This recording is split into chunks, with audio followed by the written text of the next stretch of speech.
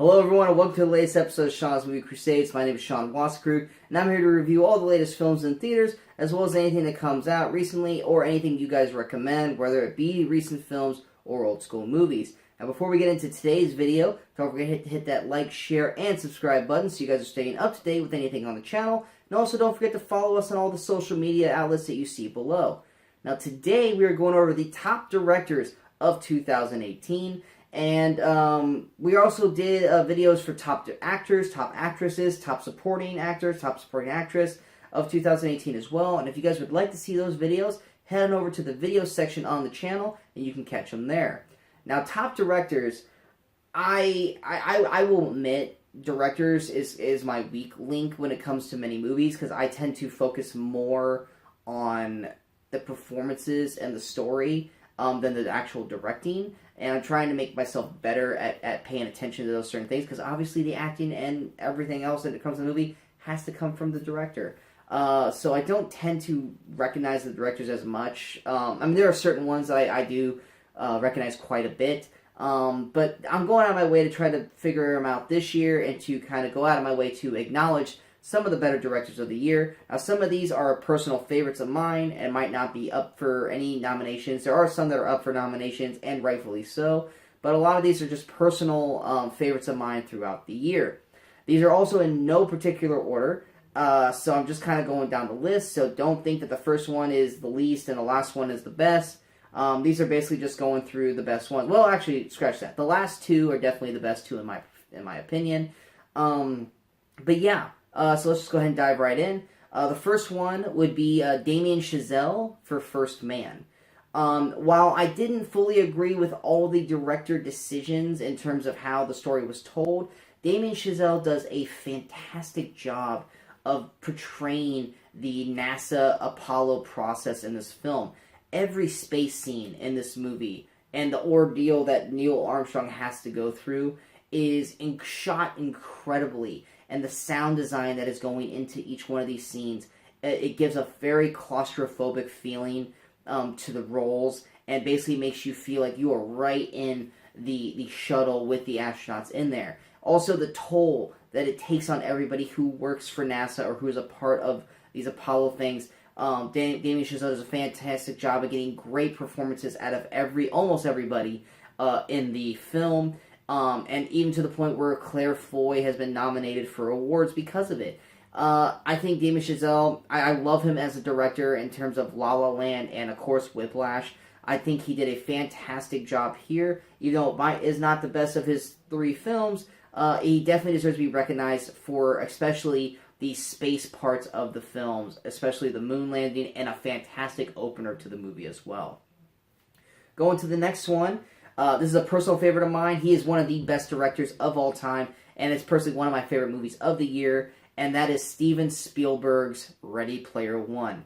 Now, Ready Player One is not a favorite among a lot of people, but I loved this movie. It was one of the movies I've seen most this year. I love how it was shot. I love all the Easter eggs that Steven Spielberg puts in the film. Just every decision he made in this movie, I was fully behind. I love the cast. I love how he directed the cast. And I love how, like I said, I love how everything was shot. The Oasis was amazing to watch. I loved just pausing it and just trying to catch every single Easter egg that I could find. The Shining scene is awesome as well. I think Steven Spielberg is great when he does movies like these, the big spectacle type of films. And Steven Spielberg, he's the best for a reason, and he does a fantastic job here. While this movie wasn't nearly as popular as a lot of his films, this is definitely one of my favorite Steven Spielberg films, and I can say nothing but great things about his directorial picture of Ready Player One. Next, he's going to get some recognition here in the award season, and that is Ryan Coogler for Black Panther. I don't think anyone expected Black Panther to be as good as it actually was, and a lot of that comes down to Ryan Coogler as a phenomenal director.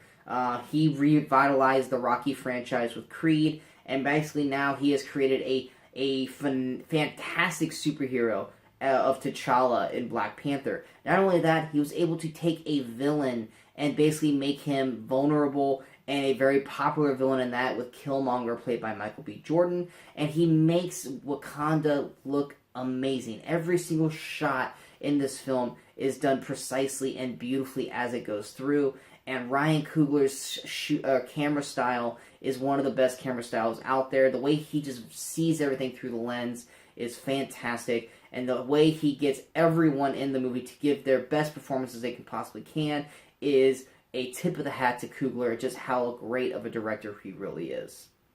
The next one on the list is Peter Farrelly for Green Book. I'm not normally a big fan of the Farrelly brothers. Something About Mary is probably the only one and Dumb and Dumber are probably the only ones I actually really liked of theirs. So when I heard that he was going to do this dramatic role of two guys traveling to the Deep South, I was a little, like, oh, that's weird that he's doing this film. But he does a fantastic job of telling this true story about Dr. Don Shirley and Tony the Lip, basically African American and his white, basically chauffeur / road manager going down to the Deep South in the 1960s to perform. Peter Farrelly shoots this movie very well. It definitely gives that very 60s approach, and he has so much heart going into the story, and it's done through the incredible acting of Mahershala Ali and Viggo Mortensen. Peter Farrelly does a great job adding layers to the story where he could. While it doesn't completely do everything perfectly, he does a great job nonetheless, and that is why he's also getting nominated for Best Director nominations. So Peter Farrelly does great job for the Green Book, and Green Book should definitely be on everyone's watch list. Next on here, once again, personal favorite of mine, this director also directed one of my favorite horror films of all time, Cabin in the Woods, and that goes to director Drew Goddard of The Bad Times at the El Royale. I could not say anything more about this movie, about how much I love this movie, and a lot of it is Drew Goddard's approach. He does give a kind of almost like a appreciation to Quentin Tarantino in this film, because there's a lot of parts in this movie that felt very Tarantino-esque. But Drew Goddard adds his own little twist and style to it. He has fantastic one-shot shots throughout the film.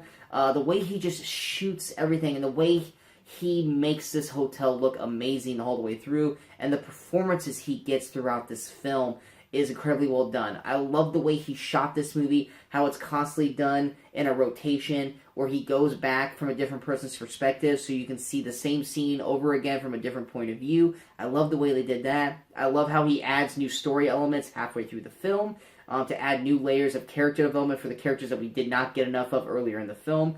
And while I normally hate not being able to get all the answers questioned for me in a movie, this movie, I was able to end this film with barely any questions answered, and I loved every minute of it. And Drew Goddard did a fantastic directorial job on The Bad Times at the El Royale. Next is another film that I love immensely, but is not getting enough recognition, is my favorite science fiction film of the year, and that is Alex Garland's Annihilation. Alex Garland takes this film and makes it easily one of the most beautiful looking films of the year.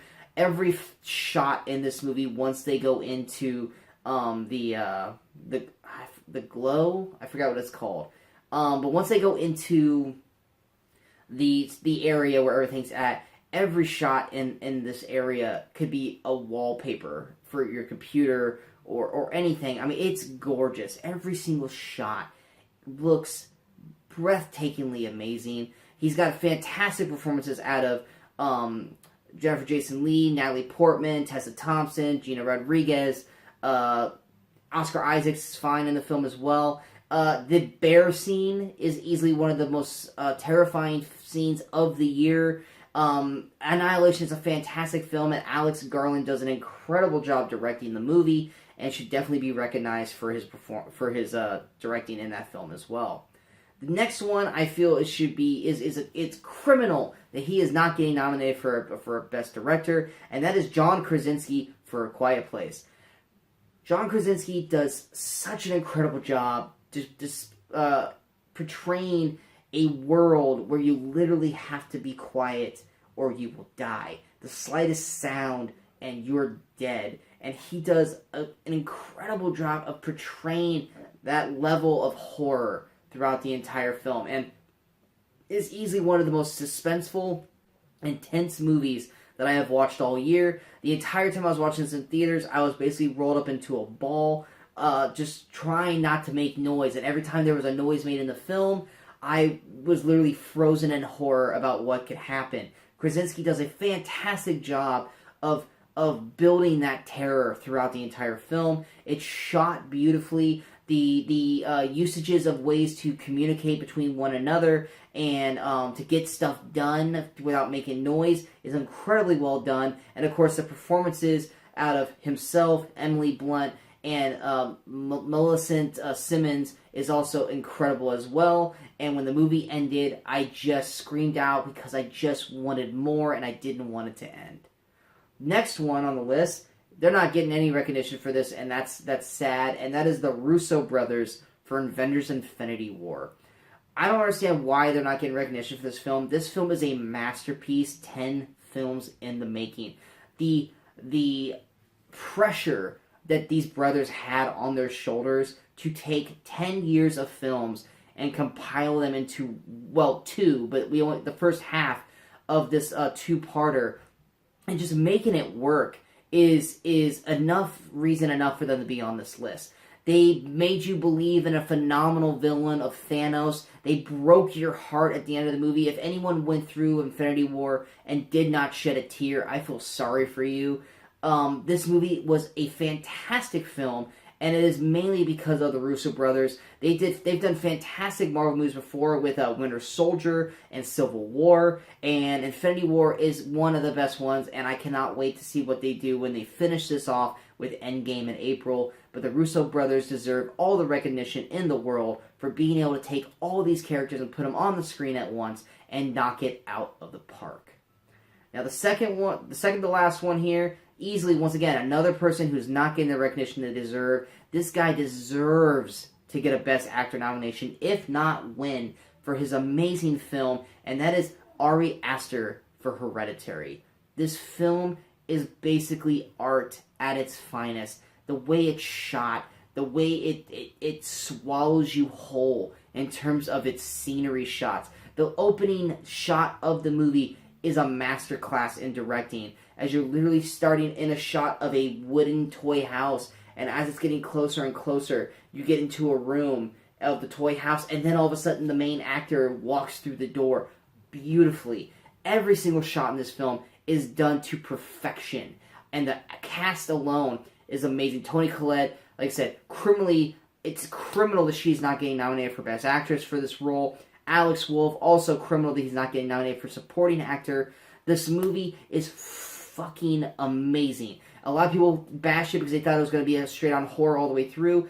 It does a phenomenal job of doing a family drama that goes through mental illness, loss, guilt, family history, and then just turns it to an 11 for the last half hour. It goes batshit crazy with the horror. Ari Aster does a fucking amazing job as a director in this role, and it is criminal that Hereditary is not on any Best Directors list, because Ari Aster deserves every award you can possibly give him for this film. And last but not least is someone who is getting all the recognition he deserves, and that is Bradley Cooper for A Star is Born. Bradley Cooper, dude can do no wrong. He's a fantastic actor, whether it's action, comedy, drama, or voice work as Rocket Raccoon. Now you find out that he can shred the guitar, he can sing, and now he can direct. Bradley Cooper, you shot an amazing film in A Star is Born. Yes, it's a rendition 4 times over from previous films. Does it follow a lot of the same beats as the old movie? Yes. I don't care. You shot this movie to perfection. The way you shoot the performances on stage, it feels like a music video. The heart that you brought out of Lady Gaga, who is not an actress, and the work that you put in to give her one of the best actress performances of the year, and will probably get her to win rewards, deserves a Best Director nomination just for that alone. Your performance as Jack is amazing and heartbreaking. The performance you get out of Sam Elliott is amazing as well. The songs are fantastic. You're going to probably win an Oscar for the best song for Shallows. Everything of this film is amazing, and it shows that Bradley Cooper, when you're finally done, you don't want to act anymore, you will be one of the best directors in Hollywood, and everyone's going to sign up to be your movies, and your portrayal of A Star is Born is easily one of, if not the best film of the year, with one of, if not three of the best performances of the year, and the best song of the year. And I would honestly probably put up two more of your songs this movie up for best song as well. There's nothing wrong with this film. This film is fantastic all the way through, and Bradley Cooper deserves all the awards, as well as Ari Aster. Well, that is the list for top directors of 2018. Did you guys like the list? Did you guys not like the list? Feel free to leave comments below. Don't forget to hit that like button if you guys like the video, and if you feel it's worth sharing, go ahead and hit that share button as well. But most importantly, don't forget that subscribe button so you guys stay up to date with all the latest videos on the channel, and also don't forget to follow us on all the social media outlets that you see below. I hope you guys enjoyed all these videos that I have posted for the past few days, and all the videos that I've posted up to this point. There are more to come, and the channel is just going to keep growing and growing, and I'm excited for everybody that is on this journey with me. And until I see you guys again, good morning, good afternoon, and good night, Movie Crusaders.